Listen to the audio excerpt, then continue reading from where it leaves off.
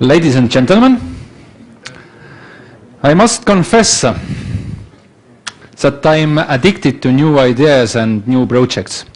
So yesterday in the evening I counted that I'm currently active in 7 different corporations and organizations, so as a board member or council member. So good afternoon. My name is Ensar and I'm board member of Estonian ICT Association and as well head of product and IT service development in Estonian largest telecom company. So together with my colleagues, I will guide you through different Estonian e-business services which are helping Estonian entrepreneurs like myself or my colleagues in Estonia every day. So before we are heading to the Estonian e-business services, I would like to say a few words about Estonian business environment, just to have better understanding where we are standing. And Estonia is currently ranked among the top 20 out of all countries in the ease of doing business index by World Bank Group. So it means that Estonia is quite well advanced in terms of legislation and processes regarding how to run business in Estonia. So definitely clear and simple legislation and tax laws helped us a lot to implement those laws quickly as e-business services. So to use e-services, you must have skilled personnel and technical infrastructure in your company. So 96.2% of Estonian companies have computers and 95.5% have internet access in their offices. So and already today more than 80% of Estonian entrepreneurs are communicating with public sector using e-channels. So if you will ask me to give you the simplest example of the useful Estonian e-business solution for enterprise, I would definitely take digital signature. So signing a different document or contract is a part of everyday life of company managers. So it's quite easy to have 1 or 2 parties to sign a contract. But last year I had possibility to prepare a contract where 27 companies were involved. So imagine this task, tens of pages long contract and 27 companies. So how many days it will take to sign this contract on paper? So we used a special portal to give signatures to this contract digitally. So those managers who were out of Estonia gave their signatures as well digitally. So signing process took a few days, and after signing everyone got their copies of agreement in electronic format. So, but if you don't have ID card with you, or if you don't have a computer with ID card reader, and when you are abroad, so what to do? So Mr. Hannes Astok will explain you. So if you don't have ID card, is there any possibility to sign a contract? Floor is yours. Yes.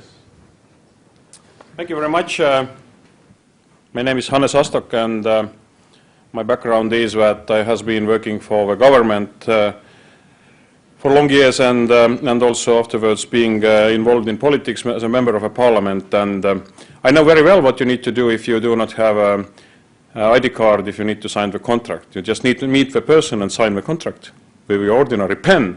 But it might be very problematic if you're abroad, really. I tell you a story. I was last year in Macedonia, and my son was calling me that our car is in repair, and now we make it ready, but we're asking for the cash for the payment.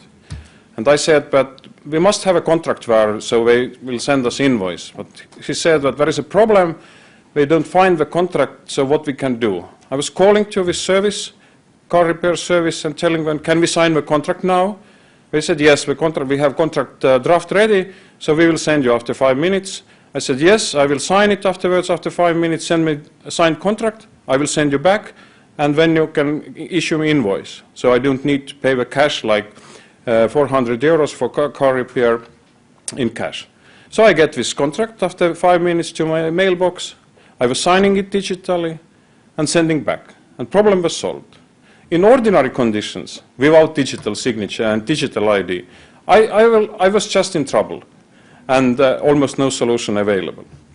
So we really need it not only for the high-level governmental nice solutions to sign the contracts in governmental ministerial level, but also just for ordinary citizens in everyday life.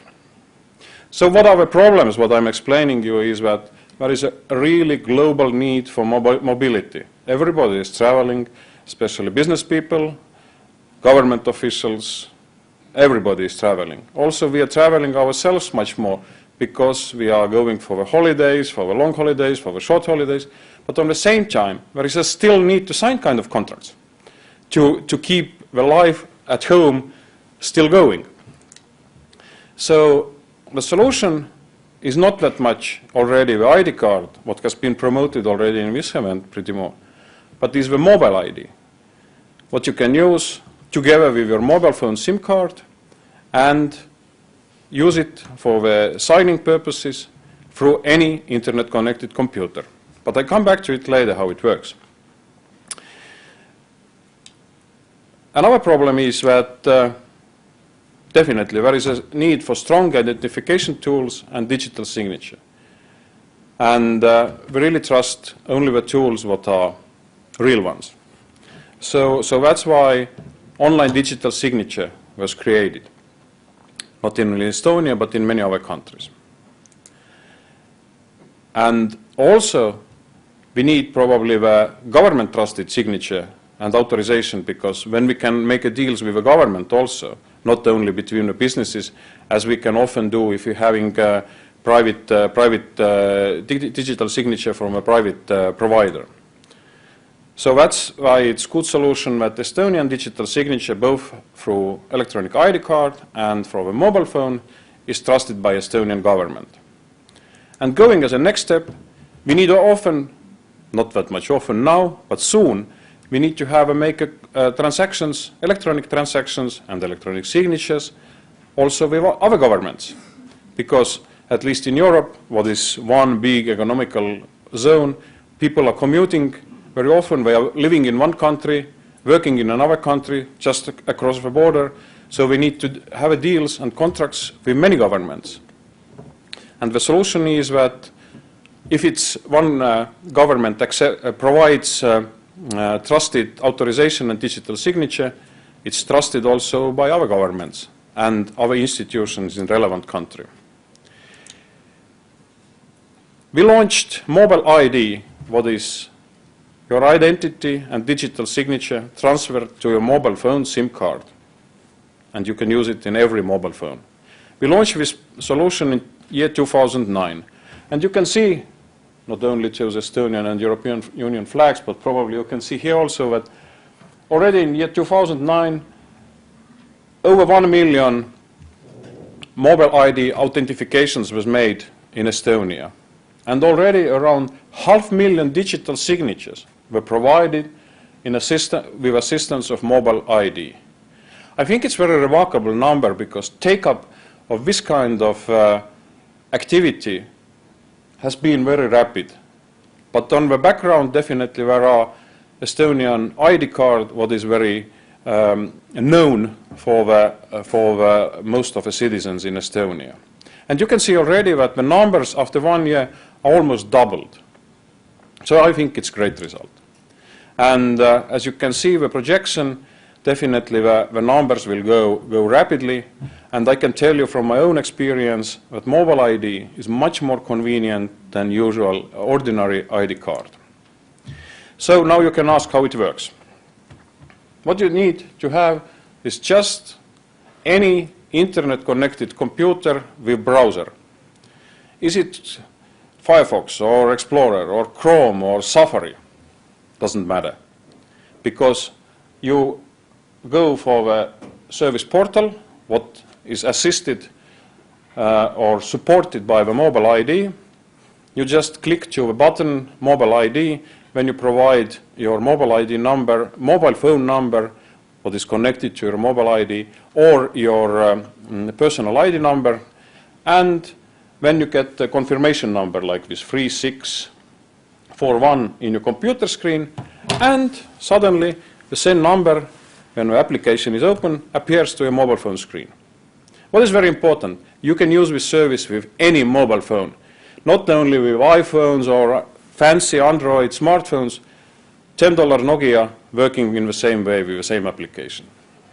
So you need to enter, when you need to verify that the number in your mobile phone screen and the computer screen is the same, so you are in the same connection, and you need to enter your PIN code, and miraculously, in any internet-connected computer, the service is opening and you are identified.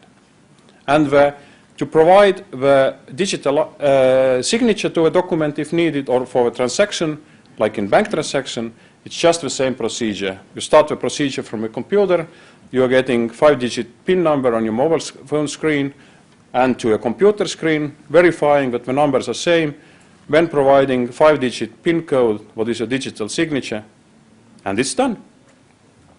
So my clear view is that the future is in mobile solutions. We do not need to carry with us any more computer. Maybe we carry tablet if it's bigger, but almost you can do everything via your mobile phone.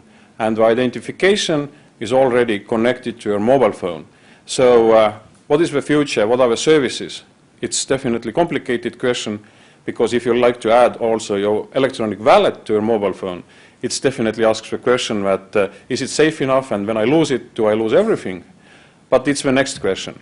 But the mobile identity is here and it stayed here.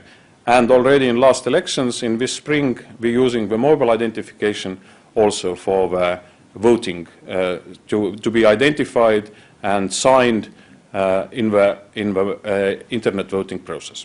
Thank you. So, thank you, Hannes. So, I propose to take questions in the end of session, because otherwise we will run out of time quite quickly. So, most of governmental and municipal services are currently, for enterprises, are currently available online. So, for example, if there is a decision to change board member or council member of the company,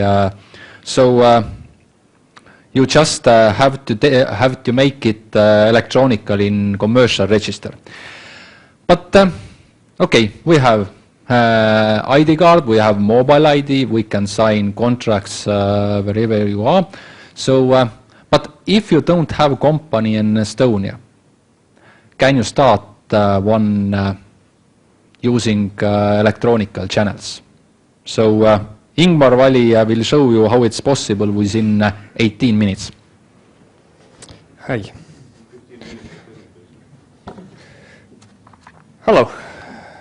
I will put my slides on. So my name is Ingmar, and I have a small story to tell you. Last year, we managed to register the world record in establishing a new legal entity in Estonia. And this world record took us about 18 minutes. 18 minutes and some seconds. So how was this possible? And you could even do this from your home without leaving your home. So in order to make this world record happen, we need a good environment for this process. And at that time, when we started this e-government system development, we saw that companies have a lot of trouble in starting new companies, and it takes a lot of time. And we started new analysis. We made some research, and we wanted to go on a field trip to the registration department to see how it's all happening in the back office side. And suddenly it started raining a lot, like raining cats and dogs. So we just thought about it for a second, and then we decided that why do we have to go anywhere? So there's no need to go anywhere. We should have e-government.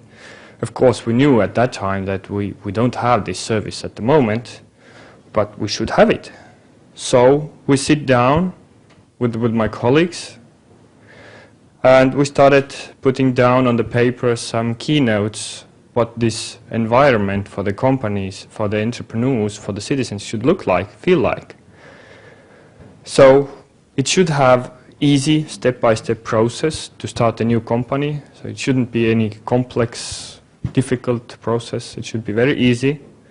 So it shouldn't have any additional performance in the process, because there is no need to have anybody who could help you, because the process should be so easy, so you could do it on your own. And it should be paper-free. We hate paper in the e-government side. We don't like any paper. So we put down also some of the functionalities for this system, like the system should have a possibility to start a new company. It should have the possibility to update the existing company information, and once a year the system should be possible to file annual accounts, annual reports. So we also decided that this environment should be internet. But as you all know, the internet is a very hostile environment. It almost has none security, and it's full of hackers. So we needed to build some kind of security around this portal in order to let the citizens and entrepreneurs to start this new legal entity. Without this, lawyers said it's impossible to do it in the internet. But as the last presenter also told, that we have very good internet penetration, and we have almost all the citizens using electronic identities, even mobile IDs. So we used this electronic identity, like in a real world there is a normal identity as your passport in your hand. In electronic world we have electronic identity, and this enables us to start the new company. And this enables us also to do it without endangering the legal certainty. So when we started in 2007 with this company registration portal, at the same year we received about 30% of the new applications via this new portal. It worked quite well, concerning the fact that we didn't do any marketing to this system. We didn't have the marketing budget. But year by year we started receiving more applications through this online system, and in 2008 we received as much electronic documents as we did paper documents. But this was not enough, because in order to have full 100% electronic system, we needed also to modernize the notary office. And why is that? Well, I will explain you why. Because the notary from this company registration process is not going anywhere. Because before we started this electronic system, the registration process took about 5 days with the help of notary. Today, the company registration takes averagely 2 hours. As you heard, world record in 18 minutes. So if we look at this slide, notary is also doing something in this process, and we cannot eliminate the notary totally, because there are complex cases when entrepreneur would like to have some kind of consultant in order to help the entrepreneur to make the decisions and put the decisions on the paper and communicate with the government. So complex cases like company mergers and company divisions is a transaction that is reasonable to do in the notary office. And those who cannot use computers, there are still some people in Estonia who do not know how to use a computer. And in some houses there are no internet. I haven't seen one yet, but they say that there is some houses. So those who do not know how to use electronic means, they can use the help of a notary in order to start a new company. Today we receive about 80% of the new applications from the electronic environment, and we also receive about 20 to 30% of the applications from the notary office. But we also had to modernize the notary office. We developed a system for the notary called e-notary. So it helps us to receive electronic documents to the government. So we didn't want to get papers from the notary, we wanted to get electronic documents. So we use the same mechanisms, electronic identity and electronic signature to guarantee the security and so on and so on. So today we receive about 100% documents electronically. Most of them come through this online company registration portal. And those who do not like this electronic environment can have personalized service from the notary who helps to do all the necessary things. This synergy between those two processes works quite well, and we have solved all the big problems in there. But for the end, I would like to say that our goal in modernizing and optimizing the company registration process in Estonia has been a success story, and it has been an example to other e-government solutions, and we have proof of many awards given, national awards or international awards, and this helps us to go on and build this system more up and give it a better usability. But most of all, it helps the entrepreneur to go through this bureaucracy and do all the processes as fast as possible, so that it would leave more time for the business itself. And it's not only for Estonian entrepreneurs or citizens to use. It's also possible to use by other European citizens. We have now developed a mutual recognition system with Portugal in order for accepting electronic signatures given with Portuguese electronic identity. We also accept electronic signatures from Finland, from Lithuania, from Belgium, and from Portugal. So it's not only a national system, but it helps also other European citizens to start companies in Estonia. And when I listened to the last presenter or the last session that was dealing with interoperability, and especially the interoperability with electronic identities, and I heard that the biggest problems are in legal side and in organizational side, but I'm a more like technical person, And when we made the possibility to sign documents with Portuguese ID card in this company registration portal, I would have to say that all the problems were technical, not legal problems, not organizational problems, maybe a little bit cultural problems. We had to understand each other differently. But I saw only technical problems, because the problems in accepting electronic signatures from the law side, only few papers had to be changed. So everything was okay suddenly, only technical. And it took us about half a year to accept foreign electronic signatures and identities.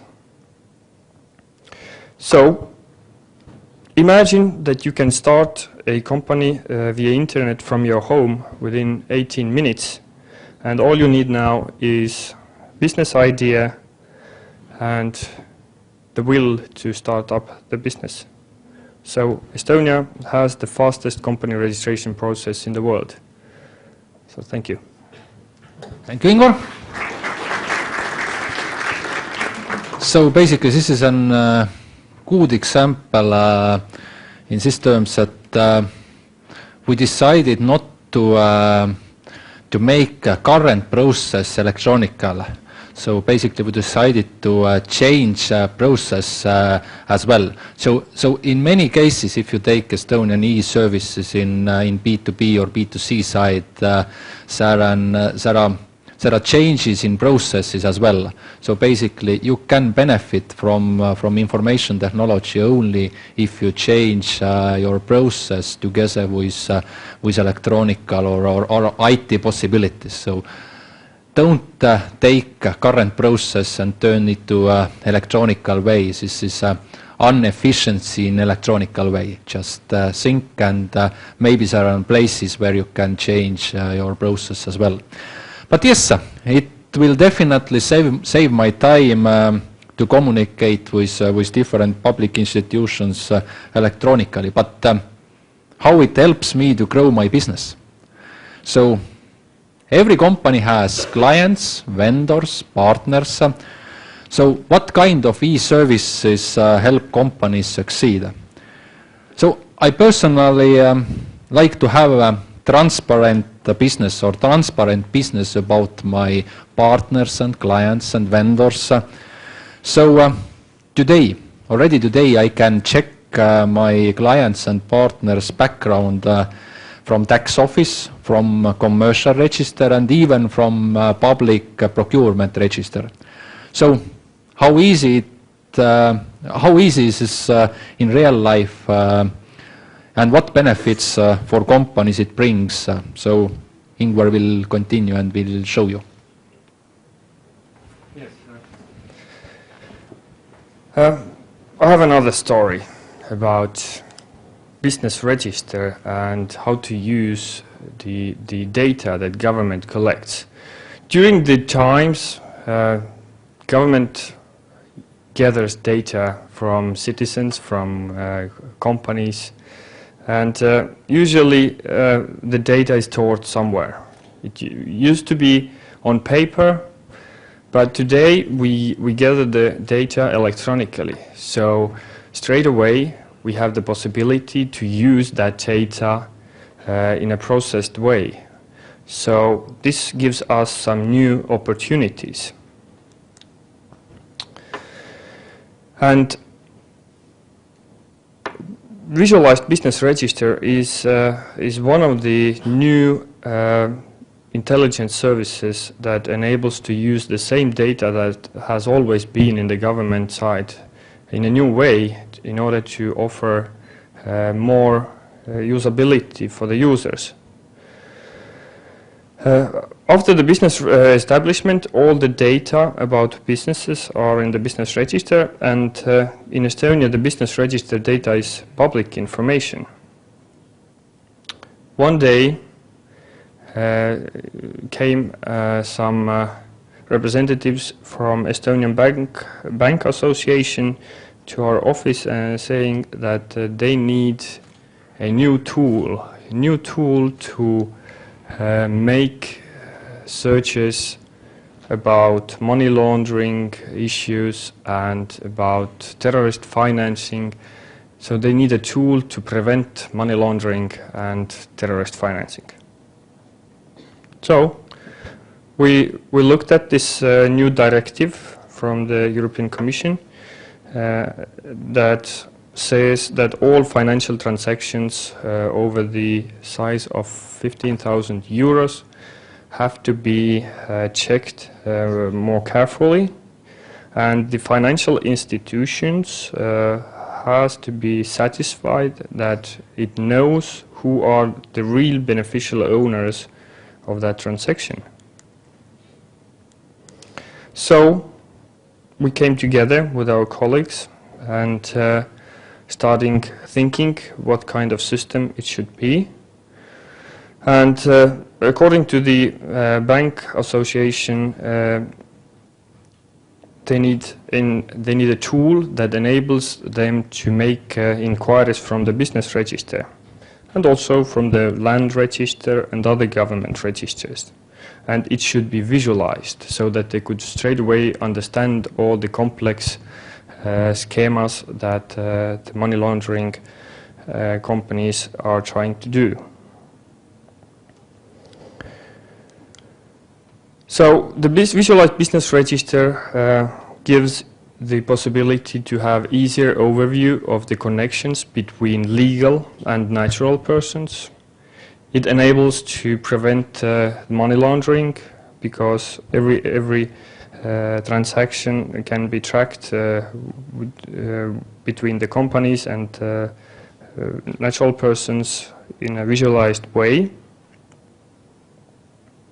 And thanks to this system, it's easier also to track down the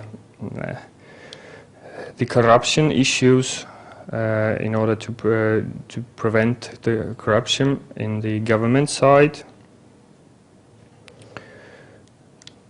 And we came up with a solution that looks similar to this slide.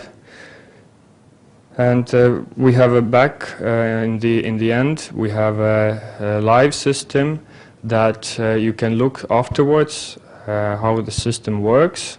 And also you can see the company registration portal also in the back end after this presentation. So you can have a look and feel and make some searches from this system.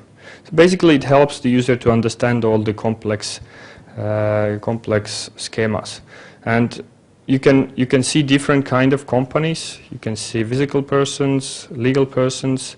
You can go upwards on the system to see where this company has shares in, and you can go downwards to see who is the owner of this company, who is the board member of this company, what other companies are related to this physical person or this legal person. So this gives you kind of an overview. In the future, we have plans to link this visual business register also to the other European business registers in order to have this cross-border dimension and to prevent this money laundering also cross borders, to help users to understand the problems better. And of course, this tool is also very usable for journalists and investigative bodies. But above all, the service is designed for financial institutions to prevent money laundering. So from this system also, we can connect to land register to see whether this legal entity or a natural person has any real property, and also to official publications where all government publications are published. So you can have this kind of overview from all the government systems that need to be checked according to the money laundering directive. So look at our demo, and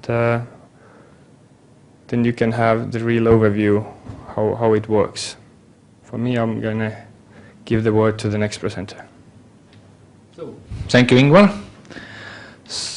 basically, if you take this example, it shows that business in Estonia indeed can be transparent, and more transparent it will be. The quality in this business decision making process will definitely will increase. So, but let's make things more complicated. Okay, you can start company using e-channel, you can check your partner background, sign contracts electronically, but if your company decides to buy a land for a new factory, is it possible electronically as well? So Villem Alango will tell you. So Villem, floor is yours. Oh, thank you. Hello everybody, my name is Villem Alango indeed. And first thing I guess I need is some mentoring how to use technology here. Which button I have to press? Or green one, good, I like the color. I hope you have had a really good time so far, and if it is so, it may happen that you will like Estonia. And to be real about your feeling, you can even buy a little bit of it. Does it sound attractive? And how this can be done and what's behind it? First thing is technical thing. We speak about technology today. The work context, institutions and registers involved in this process are e-land register, sometimes also referred as a title book register or even mortgage register in other traditions. But this is about all the legal aspects of real estate or immovable in general. Who's the owner? Who was the previous owner? When the ownership changed? Any debts on it? Any third parties' rights? Everything can make business sour. It's really good idea to check it out before you make a deal. Okay? And then another thing is a land cadastre, and this is about physical aspects. Where are the border points? Is there any grass, or is just the sand? What are the restrictions? Perhaps there are cables in the ground you should be aware of. Any natural or preservation zones preventing you from rising crop on the property, etc., etc. And of course, taxation is good to know beforehand. And then there is a buildings and construction register. Perhaps it makes sense to note that those registers are not under one institution or organization. It happens to be so that e-land register more or less is under Ministry of Justice, where the courts are. Land cadastre is under Ministry of Environment, and buildings and construction register, it happens to be under Ministry of Economy and Communications. It has been historically so, but it works. And why it works? It works because this picture here is a picture of the real situation. They are interconnected. And the data in those registers, it's already said before, but I repeat, it's never been copied. It appears when actual transaction take place, and because access to the register data gives always the ultimate up-to-date picture about the situation, there is no need to recheck the information you get. And for this simple fact, notaries also use this register system and this X-road thing in their everyday job. And it saves a lot of time. But I like pictures. It's better than words. And here how it's in our workflows. For example, if you find a piece of land or certain building you want to buy, where do you go for the information? First thing you can do when the break comes, you can go to the lobby and ask my colleague Janne, she's very friendly, to show you how to find information to the public portals. But using the internet access or my mobile phone, I can find a physical location in Cadastre portal. I can find out which kind of soil there is. I can find out other aspects. And right from there or independently, I can go to land register to find out perhaps whether the people who is about to sell the property actually owns it. It has happened that they actually do not. But it's good to prevent it, and this is very easy now. And if I or you want to know more about technical things about building, for example, what's the thickness of the walls, what kind of cables are there, what is the roof material, is everything okay with building and usage permits, then this information is possible to find there. And acting like this, it is very likely that when you make your business decision, it is based on real facts, not on assumptions. And this gives us a great deal of risk management in practice. Now, after making your decision, you contact a seller, and together you send an email to notary upon your choice. And this what will follow, you should be invited to notary to appear in person, to meet there, and there is nothing much more you have to do except to reply positively on questions like, do you actually understand what are you doing? Do you know the meaning of signing those papers, etc.? But all those papers are already prepared. All the information is already checked. You never have to go to one institution, then to another, to get some kind of proof, more stamps like this. It basically takes 15 minutes or so. And compared to what it used to be before these electronic systems were made available, it's really, really a big shift in real-life practices. Here's where we see statistics. The lower gray line represents the applications on paper.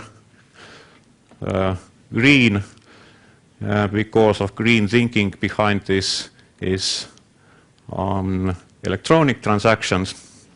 You see the trend.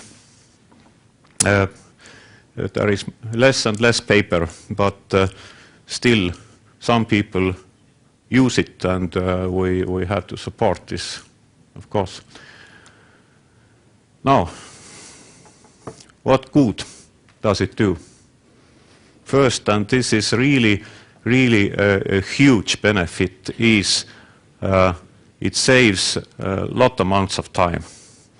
I only can see in nightmares buying a new house using this old paper war model.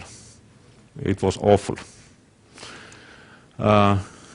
If this is my business, it clearly influences my efficiency, my success as a businessman. in any case, it influences my life quality. And already mentioned about decision support. It's hard to overestimate, I guess you agree. Risks reduced, and transparency of all the process. One thing, the many dimensions of available information, it prevents most kind of frauds attempts to happen. Another thing is, some people like it, some people don't. Tax authorities won't ask you for a new declaration. They already know what you're doing. But again, when this is how it works in Estonia, in different countries it might be a little bit different. There is different legislation, different institutions, but the main thing is it's possible, it works, you can do it. If you are interested how to do this quickly, please attend the seminar labeled Instant Cadastre. It will be held tomorrow 2 p.m. in Allegro Hall. You're welcome.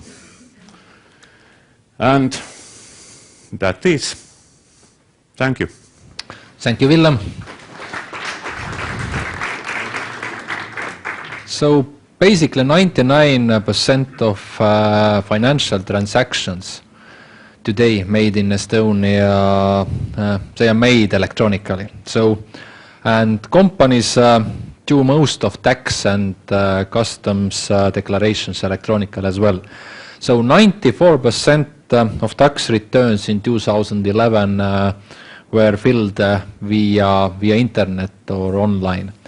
So if it comes to financial transactions, what is the next step after bank transactions, after tax and customs declarations? So invoicing seems to be an area where it's quite hard to find additional efficiency. So, but believe me, I have seen in my company remarkable benefits after introducing electronical invoicing. So, but what do we mean by electronical invoicing? So Margus Tammeraja will explain. Thank you, Anne. I guess you all wonder what the heck is this invoice mill. I can show you. In our dreams, in the bookkeeper's dream, there was a folder full of papers, and then we attached the wires, and then we got everything in automatically, electronically. This is invoice mill. So, as Anne already told, we are very proud of what we have here in Estonia, but PDFs, they are electronic Stone Age. And why we talk about PDFs is because 90%, to be precise, 89%, invoices in Estonia today are in PDF format, which is not electronic invoice at all. What is a real e-invoice? Real e-invoice is a data set which is transferred from the billing solution to the accounting system electronically.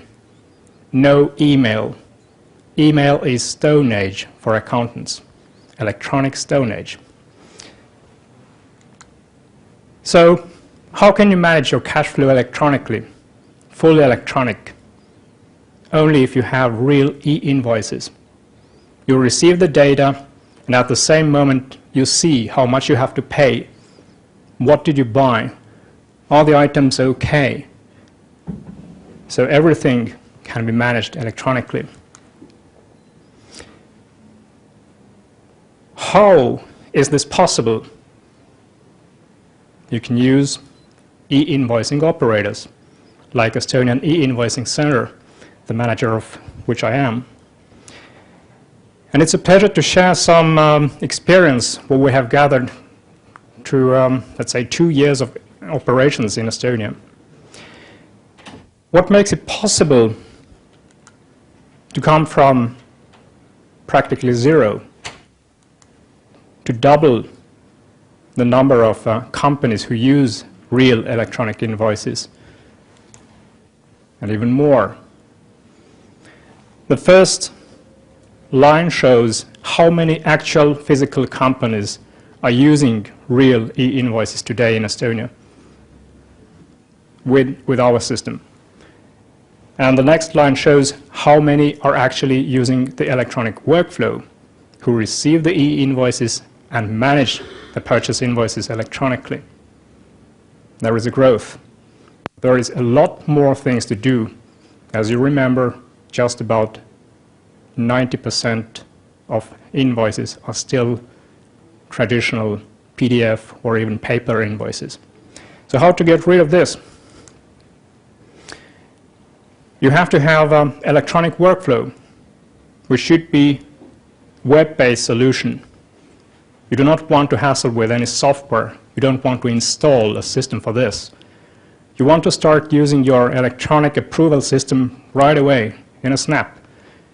Not even in 18 minutes, but in 5 minutes, you want to register your company's electronic workflow solution. So this can be done with Estonian e-invoicing center's electronic invoice portal. What actually happens with all those old-fashioned PDF invoices or paper invoices? They are digitized. Digitizing means that you scan the paper or you send off the PDF file for data recognition to our electronic invoice center, which means that since you have started using the solution, to you 100% of invoices are electronic, are real e-invoices. Even if you received it on paper, we turn it into e-invoice. And this means you can save a lot of time while entering the data. And guess how many invoices there are in Estonia? It's about 55 million invoices. 55 million times accountants have to type in some data. Imagine that everything is now electronic. Real e-invoices appear miraculously into the portal. 55 million times. It's about 1 to 10 minutes it takes to enter the invoice. Imagine the time saved. And of course, all the data goes to your ERP system, whatever accounting solution you have, so you don't have to enter anything at least twice. And we use this roadmap here as well. Everybody who has to confirm, approve the invoice, they have to be identified. So crucial part is identification of the persons who approve the invoices. And then we use Certification Center to manage the real identity of those people who sign electronically all the invoices for approving and paying. And as you already heard, 99% of actual transfers are made electronically already via internet banks. So this is the future of e-invoicing, which is already here in Estonia right now. And of course, electronic archiving. Estonian legislation says that you have to have, for 7 years, all the invoices you received, all the invoices you issued. If it is in electronic archive, you don't need any more papers, folders, even archive rooms. And you can find all the old invoices in split seconds. And today, Estonian e-invoicing center is official service provider to Ministry of Finance. And we have started automizing these workflow processes as a part of governmental initiative to centralize all the accounting departments of the ministries. So no more accountant here, accountant there in each and every institution. It is more like ministry-based or ministry-focused accounting bureaus. And e-invoicing lets it happen. Thank you. And Thank you, Margus. So, what is the next step of the e-invoicing? So basically, how many of you receive every day in your life paper checks? So you go to shop, you get this type of papers. So today we have ongoing project to digitalize those as well. So basically, if you go to shop, to retail store, you will pay with your bank credit card or debit card. You will receive this information electronically to your bank account or e-banking system. So which means that less paper, faster time in shops. So it means more time for your own.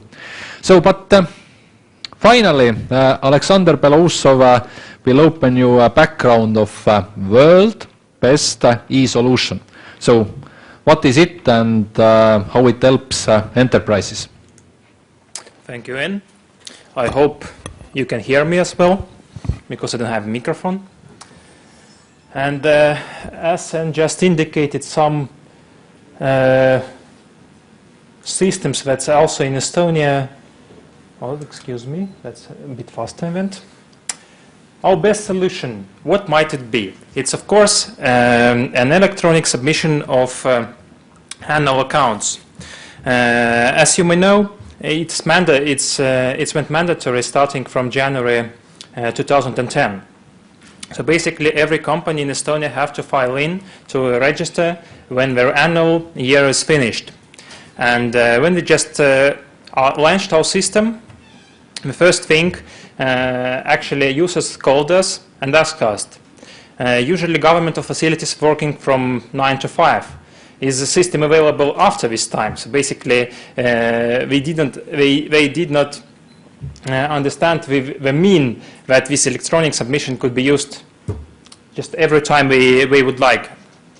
If we look into the back, so basically, okay. As we launch it, as you may already heard, we are using an XBRL standard as a base for the system. And XBRL standard stands for Extensible Business Reporting Language. It is designed for the submission of annual accounts and financial information. And not many European countries are using this standard today for this purpose. And we are the first one, or not the first one, probably among the first ones, who actually made it mandatory as well in its fullest. And if we talk about when we started our project, we got a good advice about what we should take into consideration. And of course it was partners. Partners, governmental institutions who should participate in the project and provide additional help with that. And in the end, as you can see, it's named as a best solution by the VSR. We have a good, and almost all companies now submit annual reports electronically, as you'll see this later in statistics. What we have. At the moment, we have standardized national business reporting online solution. It is possible also to render XBRL documents into PDF documents that can be signed digitally and submit to register. As well as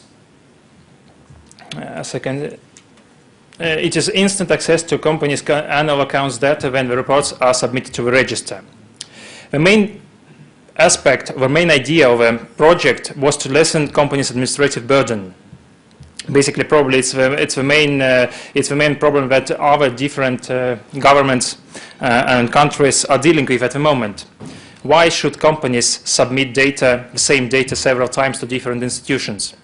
And here in Estonia, we looked into that the data that's been into annual accounts and that's in annual accounts is being collected by statistical department, by many different ministeriums. Why not use the same data as it's submitted to the register? And now it's real. All companies, all different governmental institutions can use the data provided to the register after the time it's being submitted to the register. But of course, not all companies can yet submit fully electronic report to the register. We have a transposition period, and it will end this year. And during this transposition period, for instance, companies using IFRS standard assets base cannot submit files, cannot submit annual reports via XBRL, but it will be possible starting from next year. And actually different types of reports like consolidated, liquidation, or the companies who report to the Ministry of Finance cannot yet submit reports, but will be able next year. Commercial register in Estonia provides the data to the governmental institutions what we use for their own needs. So basically they don't need to save it, they just can always ask for it from us. As I told about statistics mentioned, at 2001 we actually didn't have electronic means at all. And when we developed our system, like Ingmar indicated before, starting 2005, we launched a portal where it was possible to submit annual accounts via PDF file. At first it wasn't so popular and the users actually didn't use it so well.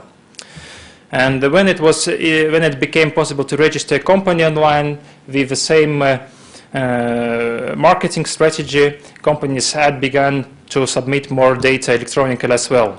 And not only registering companies, but annual report submission went higher up.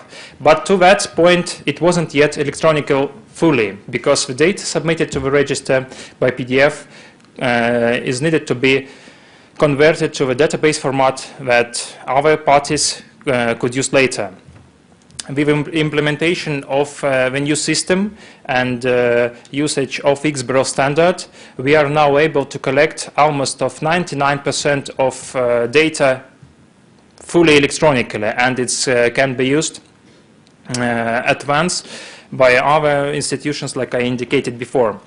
And starting next year, practically all companies must report by using this means. What's changed in the process when they didn't have the system? Actually, when the entrepreneur sent his report via postal service or just or used the portal to submit an PDF report, the report at first was checked by registrar, and after that the data was manually inputted into our systems and was available for about after 3 months after submission. But now it is possible to submit the data and to use the data for about in 20 minutes. And the entrepreneur can create fully report in the system itself. So basically he does not need to bring some parts of the report outside of the system. He can create the whole picture, the whole document in there. Of course, if you have means of digital signature. It is possible to, this system also uses possibility of other countries' digital certificates. So basically, Finland, Portuguese people can sign their reports here as well, if they are board members of Estonian companies. And actually, this chain is growing, and probably in few years' times, actually almost all European countries and the certificates that's used in these countries could be used here to sign the reports digitally. I hope if you would like to learn more about this solution, about our system, you can visit us at our demonstration booth, and we can explain you more or give more details about how we made it, and maybe help you create same system in your country. Thank you. Thank you, Alexander. So, ladies and gentlemen, we managed to show you only a few examples of Estonian e-business solutions. So, In different economy sectors, there are specific e-business solutions for those particular sectors. For example, in healthcare we have e-prescription, e-health records, so it means those systems usually connect pharmacies, doctors, health insurance funds, so as well different logistic services, self-service portals in B2B and in B2C. So basically, how to conclude why we are here and why we are so used to electronical processes and electronical thinking on e-thinking. So I would like to say thank you to Estonian business leaders who have been always very keen on how to use information technology as one of innovation tools. As well, I'm very impressed how governmental institutions were pioneers in how to build and use e-services. I think it's quite good examples that indeed the municipalities and governmental institutions can be pioneers, because as well enterprises see today in Estonia that we have quite advanced managerial structure in terms of e-services in governmental level as well.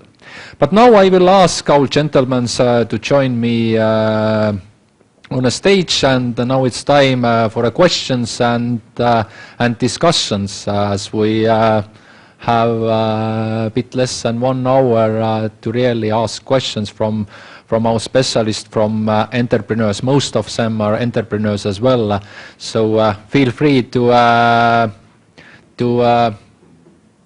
ask your question. So, gentlemen.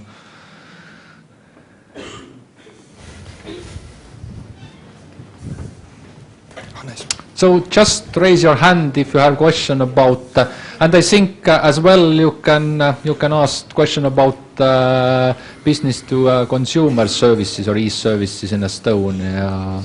Most of them are quite experienced in this field as well. So I will remind you, starting from Hannes Astok opened our discussion and our presentations regarding mobile ID and ID cards. So basically this part which enables us to authenticate and give digital signatures. So Ville Malango showed us possibilities regarding geographical information system, land registers and services related to this topic. Margus Tammeraja told us about the e-invoicing and that we hope that more and more transaction data and invoice data will flow electronically, not only in electronical format, which you have to use or reuse in your system.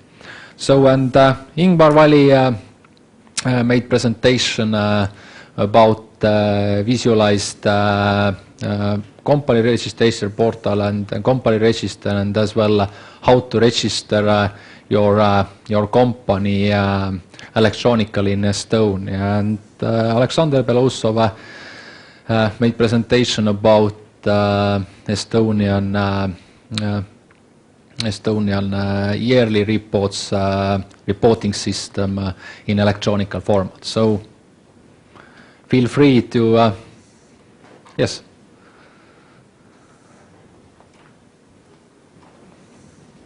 Milan Maric, Montenegro, SNT Montenegro. I have a question regarding project for mobile ID. This project was started here in Estonia by a telecom operator, and I suppose that is also financed with the sources of telecom operator. So could you tell us how long it takes to finish this project? What is the budget for this project? And what is the motivation of operator? How he will return the investment. Yeah, thank you. I will give you those facts and figures what I know. Yes, you're right. It was started by one of mobile operators, a leading operator, like a premium services operator, and their goal was, first of all, definitely to get more kind of premium services for the customers, and also because they are focused to business customers. And but later, after like 1 year of work of inside only one operator, it was already asked from the customers of other operators, so can we use it also? And also government take it as a precondition to use it, like for the voting, by example, that it must be available for all clients of all operators acting here. And also it was first of all based to the private certificates, but our government trusted them, the private certificate. But just before the elections, it was agreed that operators will issue the mobile ID, and you just need to go to the government webpage and electronically subscribe for the governmental certificate for you. I don't know the costs. N is part of this group of telecom companies today who developed this solution. What is the price? Maybe you can give a comment. But I think the goal was very unique, both for the companies and government, actually, to speed up the transactions with the government, or between the businesses, or between the citizens and businesses, citizens and government, because we all understood that the mobility is just growing need, and we need to have mobile tools for signing also, not only ID card, for what you need special slot in your computer, what is almost standard in Estonia, but still not available for Mac users. Every time somebody provides a new version of browser, you need to, for ID card, you need to adjust your ID card reader software, and definitely browser updates are made without warning Estonian government that something is happening. So, so actually the mobile ID is much more universal than ordinary ID card, and I think the result is exactly what we like to get. It's government trusted. It's now available from any operator working here in Estonia, and now it's done. And maybe I can comment the cost and development period. I'm not aware about it, because it comes to market just one day. Yes, I think the main reason why telecoms were involved in many developments, because telecoms saw additional value on those services they started to develop. Because if we take mobile phone, definitely in the beginning of 2000 there was question how to bring new services to mobile phone, not just to call, not just to send SMSs, but in addition to the mobile data, to have really beneficial services on top of that. And regarding initial investment, if I remember correctly, it's around or between 3 and 5 million euros, and most of the investment definitely goes to agreeing process between governmental institutions and telecom operators, because definitely to take this chip to mobile phone needs to be legal as well. From governmental point of view, how we should issue this certificate so that everyone will trust this certificate as well. So around 3 to 5 million, and as I remember, it was partly bought as well from technical point of view. So we have 2 questions. So let's take this one, and then gentleman. I have a question. Certainly I picked it up for the question. But what was the relationship of all those initiatives with the private sector? in the sense were they like government driven, or they were like talks even with businesses, since they are providing even solution to businesses, or it was like more like impose, you know, the government imposed this solution to the businesses and so on, because as far as I see, you know, the majority there are representatives of government agencies. And so there were like, I don't think for the e-land you're private, huh? That's correct. Yeah, I'm but- from private company. But just few words, let me comment.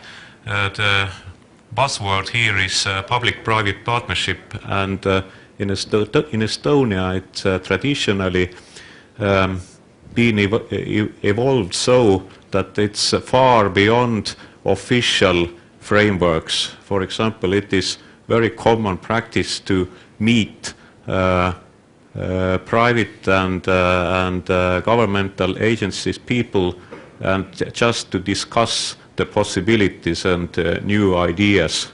It is more and more common today, and it's actually creates a lot of value. Thank you. And if I'm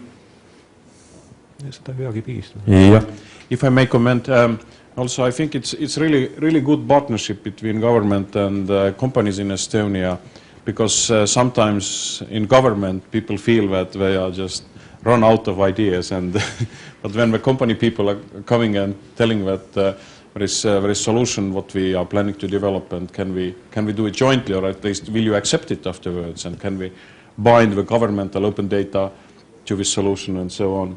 And vice versa, sometimes government have its ideas or needs, and when coming to the businesses, and they are happy to partner in these two solutions. But I think this e-invoicing, what Margus can comment, is also, it was like not anyhow starting in Estonia, and this was partly governmental push or in governmental plans that during the next few years, if you like to have a business with the government, you should invoice government electronically, and not in the means of PDF. Yeah, it was supposed to be in year 2010. It's almost 2010 now. Yeah, it's almost there. But anyway, now it's the problem was that the tools were missing, especially, okay, if you are a telecom provider, you definitely can send your invoices in whatever format. But if I'm a small entrepreneur providing for some government institution some small services, I need to have a tools also to provide this two invoices per month to a government. And it doesn't mean that I need to make a development work for $10,000 to get this solution. It must be something what is Margus is providing, like €6 per month. No, it's 3. Oh, it's free. Okay, €3. 3 euros per month for small companies. Yeah. So this is what is affordable for small company. Sure it is. Less than a lunch.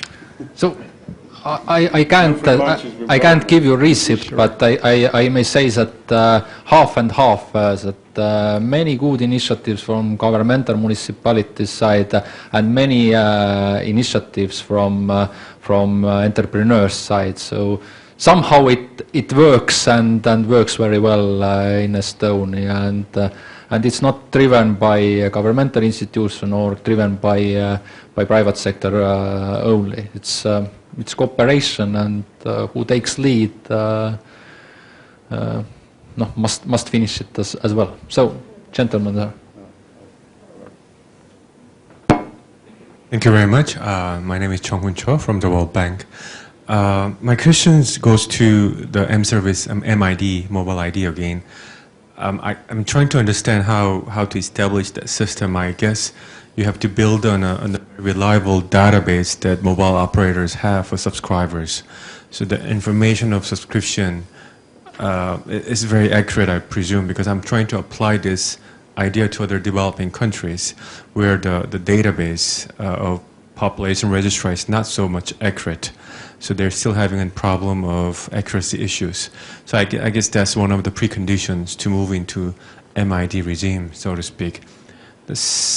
So I'd like to have some comment on that. The second is the co-sharing. I understand this is based on the partnership between public and private sectors. So imagine a situation a citizen wants to prove his or her identity using M-Service. So he has to use a mobile phone to call and all this. So I guess the phone charge is given. Does citizen have to pay additional fee for using this MID service or digital signature for that matter as well? And the running cost of a certification center, I understand from yesterday's presentation, that is operated by private sector, not by the government, which is very unusual setup, I might say. So what I understand, however, certification center must have at least a cost recovery mechanism, if not profit-making mechanism, to run the system. So if you can explain how the certification center is operating, that would be useful.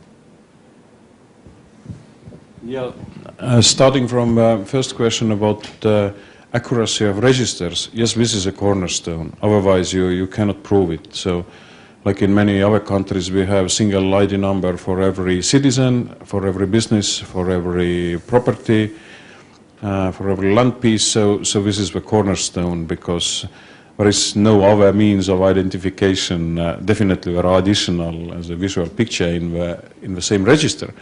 But for the electronic means to build it without proper register is at least, I cannot say it's impossible, but it's pretty complicated. So, so this is the answer for it. And I think it's probably good idea for every country starting e-government to start from back office, and at least the basic registers must be in place, and then you can add another information on the top of it. So the digitalization of all registers, what has done already in many countries is kind of cornerstone, otherwise you cannot operate. About the cost sharing in mobile ID, yes, all the costs, you pay like 60 € per month for the service, and it's, as I understand, it's share cost. This covers cost for the government, for the certificate, and also for the operator. So, but I think it's not covering the development cost, but the running costs. But the business model of a certification center, maybe somebody else can give a comment on it. Government, if I'm using my ID card as a private citizen, I can provide 10 digital signatures per month free of charge. What is absolutely okay for me as a private citizen. Probably I do not sign any more agreements per month. If I use it in the bank portal, it's already this fee is covered probably from a service fees to a bank, and bank covers it to a certification center. And also if I'm a corporate user of digital signatures, so this is when my company is covering the costs of for the certification center. But at the same time, I think it's very important that they must be profitable, at least some profit. So it keeps them fresh, and there is every step what they made, at least they must calculate it very carefully. It's not like great idea from government and $10 million from European Union budget, and after we recognize that it was useless. Like it's happened sometimes in big government projects. I'm not telling, those guys are not next to this table, but it might happen. It keeps them fresh. So, and regarding certification center, yes, they are profitable today already, but say after 7 years, because its initial investment was quite big enough. But they have their own services as well, like time stamping for private companies, companies who like to have for their transactions trusted certificates and timestamps, and like export as well, because they are exporting tachographics cards to Finland, for example. So. Is there one registration center or each mobile operator? No, there is one. What is only actually technically and by legislation there can be as much as possible of them, but probably about the size of a market there is only one. And actually what's very interesting, the same certification has made some spin-offs also, like digital public transportation tickets are their product also, because it's based almost on the same components. based on the population register, you just can make a call from your mobile phone and dial in the dial pad your ID number and in the special service number, and when you are getting invoice together with your mobile invoice, what is the like monthly ticket for the bus transportation in Tallinn. So it's all same ecosystem. So you need to be creative how to push people to use it, and definitely when we are selling already bus tickets together with City of Tallinn, there are definitely very service fee inside this bus ticket also. Yeah, lady over there.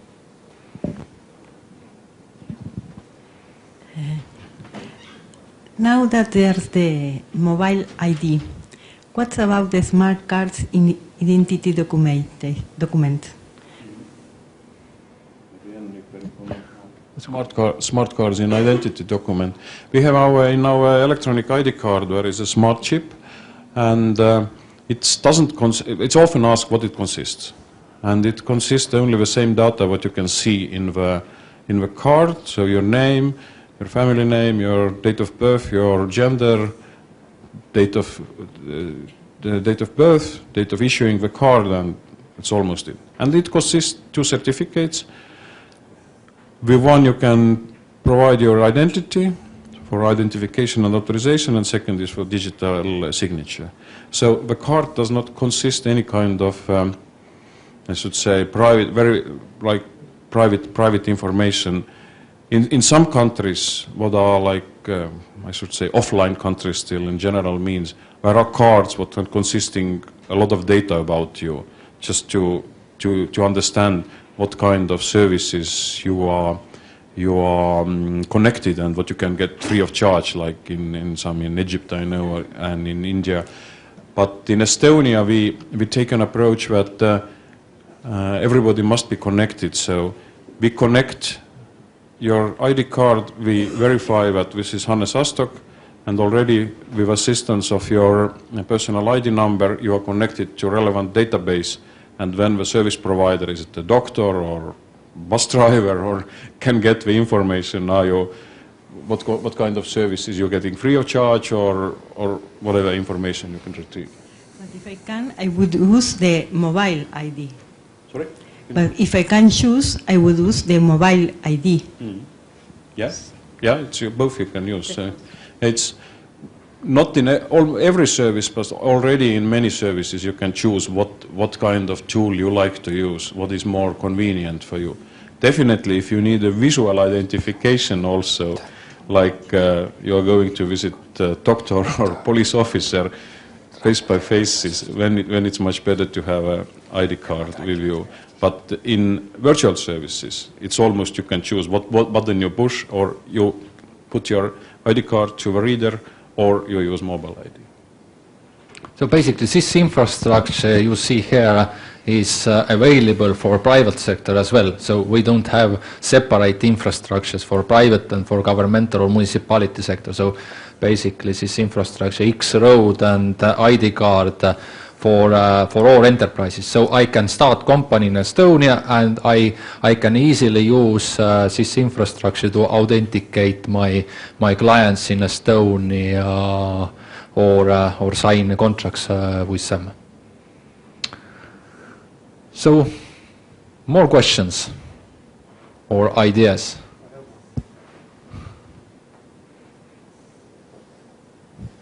I have a question regarding Cadastra solution.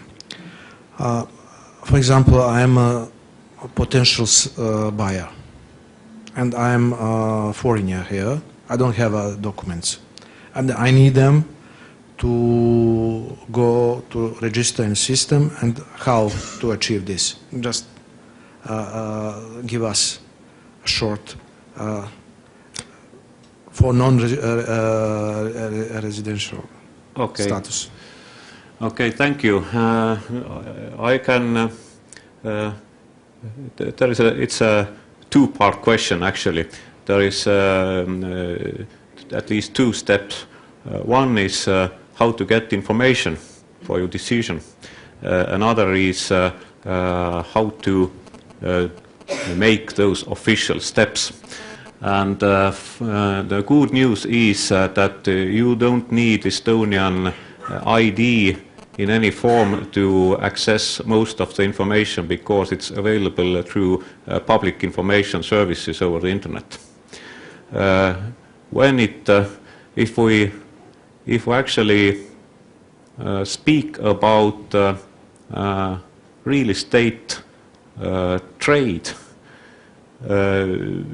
you can do without valid electronic ID, because in notary, where you actually sign the paper contract, they will check your identity anyway.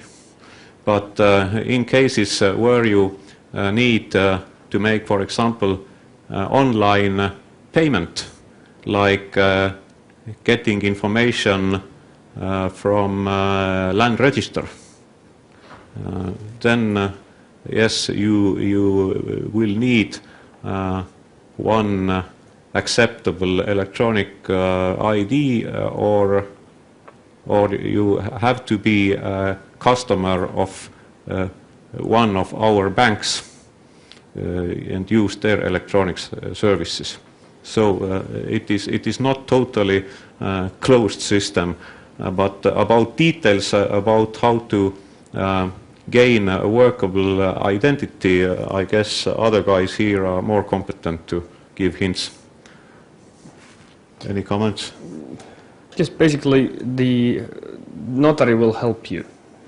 It's if you want to buy land and you don't have electronic identity, or any case you in order to buy or own a land, you have to go to notary's office on time. So notary will give you all the necessary information from government registers. So there's no problem if you don't have Estonian ID card. So notaries are intermediate between the government and end user and the government in that case. Yes. With all responsibilities. Yes. To including payment and everything. Yes. That's okay. Thank you. So, and lots of information available as well public in internet, so you can basically check my land size and public information about my land.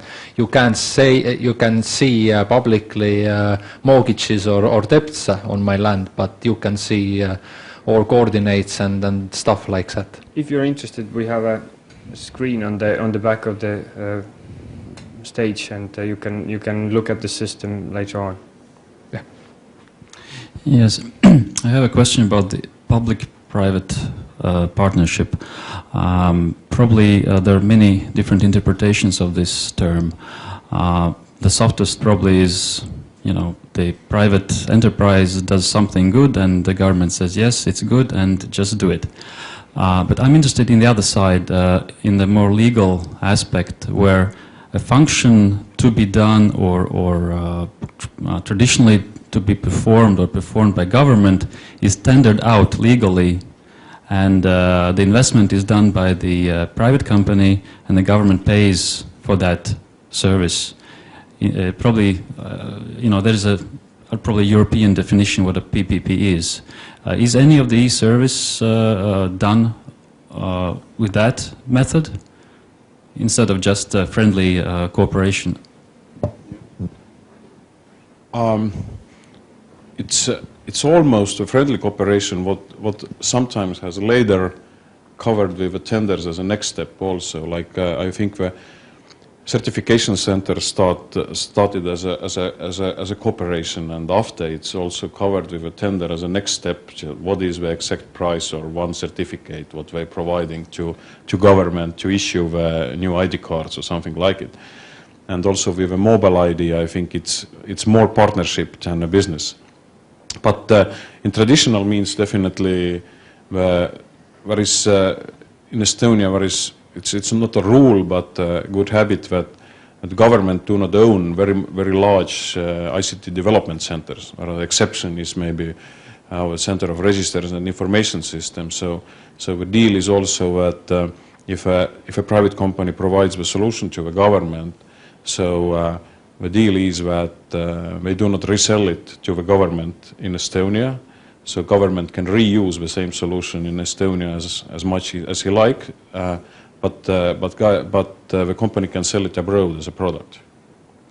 So that is like win-win situation. There are now some obstacles because if a lot of developments are financed by European Union money, it must be like public domain anyway. But nevertheless, you can use it in public domain in other countries, but it's almost useless if you do not know how to implement it. And this is what you can charge for as a company. And one good example, if it comes to public-private partnership, is definitely second pillar pension system, which was outsourced in 2002 or 3, where government outsourced this second pillar to OMX Nasdaq. So they take care of running this register, and this is totally outsourced in terms of IT development, but in terms of running all this register and then processes behind this register. So I think this was very good example and success story in Estonia. I would also like to add that Ministry of Justice in Estonia, we have a quite big, you could call IT department.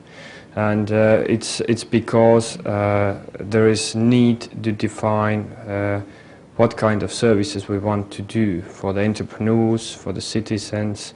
So we rethink all the services that we want to deliver to the public society. So we have a quite big IT department. We rethink. Then we make public procurement, and we buy the service. And recently we have gained a lot of structural funds from the European Commission, and all the services and all the systems built with this money are usable to anybody else from with this European public license. So it's reasonable to reuse all the done work. For example, our XBRL annual account system is available free of charge to anybody who wants to use it. So if you're interested in, you can reuse these systems, and also the private developers who develop the system, they also can reuse these systems in other countries, so that there comes this private-public partnership. Okay, thank you. More questions? If no, then I will take right to ask last question from our gentleman. So basically, you as entrepreneurs and public servants, what would be your idea about the one killer application for enterprises we should develop next year? So let's start from here. Or who is ready to give answer to this question? Killer application for enterprise. We don't have it today. I think, yes, I would agree that I think every communication, all the communication is going to the mobile devices. So today we have e-government, tomorrow we probably have m-government, so that all the systems would be usable via portable devices. So I think that's the next step, because in Estonia we have most of the services already operational, so we are trying to add value to the already existing information and try to build new services with the help of private sector. Thank you, Ingemar. Hannes. As a small entrepreneur, I'm interested actually to get kind of overview about my payments and other duties what I have against the government. The data is existing already in many portals, but I need to log into tax authority portal to understand my tax balance, and I need to log into custom authority portal to understand is there any duties against customs, so to understand what is the status of my annual report or something like it. So maybe it's possible to integrate it into one portal send me warnings if something is delayed, and so on and so on. So not that I need to surf like 10 places, but integrate with data to one entrepreneur portal. Maybe it's existing already, but maybe it's not promoted just. But I'd like to add one comment about the business register. I just checked the data from Economist, and you can imagine what is the difference between the countries. Like Estonians are registering company in 18 minutes, but in Suriname it takes 691 days to register the company. It's like 55,000 times more takes time. But I hope if you are somebody from Suriname, maybe may catch the idea, and tomorrow we are doing already company registration in 17 minutes, so we are lagging behind then. Maybe they don't need to open a business because the government does everything. Or maybe there is problems with the government. Yeah. Willem, Margus. Okay, perhaps as an entrepreneur and from not the youngest generation, I have specific problem with those mobile applications. The problem is that my thumb is underdeveloped. The younger guys get it like this, but I can't. And what I actually bitterly miss is something like business services using voice control interface. And actually we already have free of charge service here in Estonia interpreting spoken text in Estonian language. We have tested it. It still sometimes gives quite funny results, and it can make a lot of fun, but I guess it's good start, and actually a little bit more solid applications today and technologies today are already available for English, which is not surprise. But I guess that such kind of integrating of new easy-to-use interfaces is way to go, because on service and applications level we actually today have already more than we can use in everyday life. Perhaps some things differently, but that's my view. Alexander, Margus. I think it's maybe next year we shouldn't develop anything new. We just need to reduce reporting burden. Basically, if we don't ask for information from enterprises so often, maybe it will be much more easier for them to deal with their businesses. Thank you. Exactly. And they should make e-invoices mandatory next year. Mm-hmm. Very good to finish. It has been a long journey starting from 1990s, so nowadays we can't imagine our lives in our enterprises without those e-business services. So technology is there to help you and help your companies. So once more, thank you, gentlemen. Thank you. And I hope you got at least one good idea to take with you to home, to your enterprise. So thank you and have a nice day.